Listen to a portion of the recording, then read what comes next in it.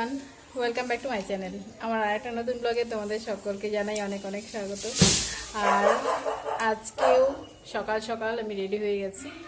এখন বাজে 11টা। তো 11টা থেকে আমি আমার ব্লগটা শুরু করছি। তবে জানি না সারাদিন কতটা কন্টিনিউ করতে পারবো ব্লগটা, তবে চেষ্টা করব কন্টিনিউ করার। আর আজকে আমি যাচ্ছি আমাদের পাশের বাড়ি কালী পুজো। তো কালকে রাতে আমাকে মানে পুজোর কাজটা করার জন্য বলে গেল। তো গত বছরও আমি করে দিয়েছিলাম পুজোর কাজ করতে তো ভালোই লাগে। তো কালকে রাতে এসে বলে গেল আজকে পুজোর কাজটা করে দিতে। তো তাই এই যে চান করে রেডি হয়ে গেলাম। আর এই যে শাড়িটা দেখো,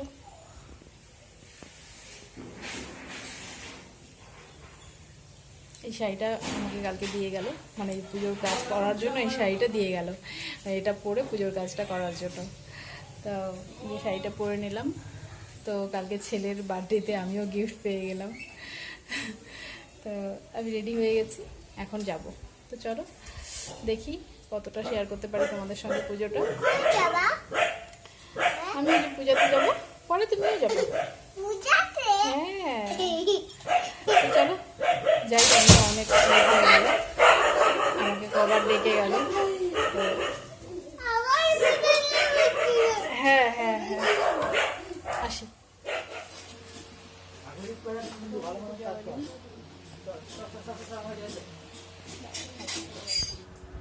তো পূজা বাড়ি এসে আমি কাজে লেগে গেলাম। তো প্রথমেই তালের রসটা ছাড়িয়ে নিচ্ছি, তালের বড়া হবে। আর পরে সবজি কাটতে হবে, পায়েস হবে, খিচুড়ি হবে, মায়ের ভোগে যা যা লাগে সব কিছুই হবে। তো প্রথমেই ওই জন্য তালটা ছাড়িয়ে নিচ্ছে। এটা তো সব থেকে ঝামেলার কাজটা। তো এটা আগে সেরে নিচ্ছি। আর জানোই অন্যের বাড়ি, তো ওখানে তো কথা, মোবাইলও আমি ঠিকমতো মোবাইল রাখারও জায়গা ছিল না। তো তাই কিছু তো তুলতে পারিনি। তো সব বাস এতটুকুই। এই টাইমটা ঘরে কেউ ছিল না, আমি ছিলাম। তো ওই জন্য একটুখানি তুলে নিলাম। এটা করে তারপর বাকি কাজগুলো করব। তাহলে বড়াটা এখনই ভাজবো না, বড়াটা আমি পরে ভাজবো। তো আগে রেডি করে নিচ্ছি। তো চলো আস্তে আস্তে পরে যতটুকু পারবো তোমাদের সঙ্গে শেয়ার করব।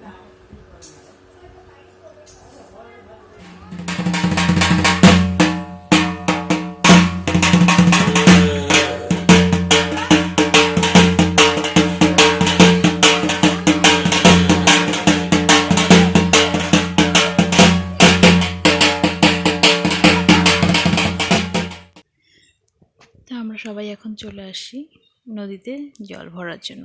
তো এখানে একটা শিব মন্দির আছে, আগে শিব মন্দিরে একটু জল দিয়ে তারপর চলে যাব নদীতে। তো এই যে দেখো, এটা নদী, বেশি বড় নদী না, ছোট নদী। তো এখান থেকেই জল ভরে নেওয়া হবে মায়ের পুজোর জন্য।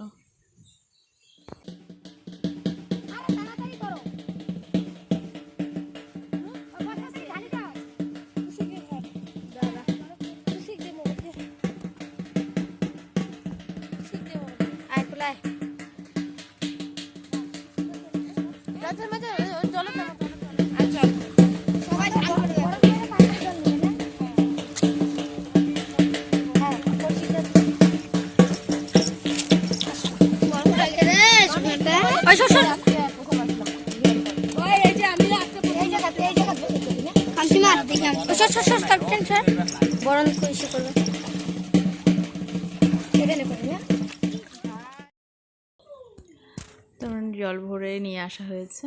আর দেখলেই জলে নদীতে নেমে শাড়ি অনেকটাই ভিজে গেছে।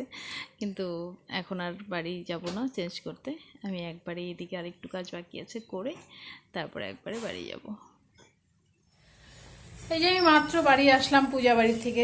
এখন বাজে 5টা কি 5:15 বাজে। এখন আসলাম, দেখো চোখ মুখের অবস্থা কেমন লাগছে দেখো। প্রচণ্ড, আর আজকে প্রচণ্ড গরমও প্রচণ্ড। আর এখন আমি খেয়ে নেব, ওই পূজার ভোগ টোগ সব হয়ে গেল। তো এখন আমি খাবো। আর বলছিল অঞ্জলি দেওয়ার জন্য, তো সেই কালী পুজো বুঝতেই পারো, সেই কত রাতে অঞ্জলি হবে, অতক্ষণ থাকতে পারবো না, কিছু করার নেই, খেয়ে নিব এখন। এমনিতে ওই জল ভরতে গিয়ে নদীতে পুরো শাড়ি টাড়ি ভিজে গেছিলো, এই অবস্থায় ছিলাম এতক্ষণ। তো সব কাজ টাজ সেরে এই এলাম। তো এখন আগে একটু শরবত খাবো, আবিরকে বললাম একটু জল নিয়ে আসতে, ঠান্ডা জল। এখন আগে একটু শরবত খাবো, একটু বসবো, তারপর কিছু মুখে দিব। তো জানি না ব্লগটা আগে কন্টিনিউ করতে পারবো কিনা। আমি আবার যাব ওখানে, পূজার ওখানে যাব আবার রাতে যখন পূজা হবে। তো যদি করতে পারলাম তো ঠিক আছে, কারণ ওয়েদার খুব খারাপ হচ্ছে, বৃষ্টি চলে আসতে পারে। কারেন্ট চলে গেলে আর করা হবে না, যদি করতে পারি তো করব, আর যদি না করতে পারি তাহলে এখানেই এন্ড থাকবে। কেমন? চলো আগে আমি জল খাই, ভীষণ জল পিপাসা পাচ্ছে। টাটা।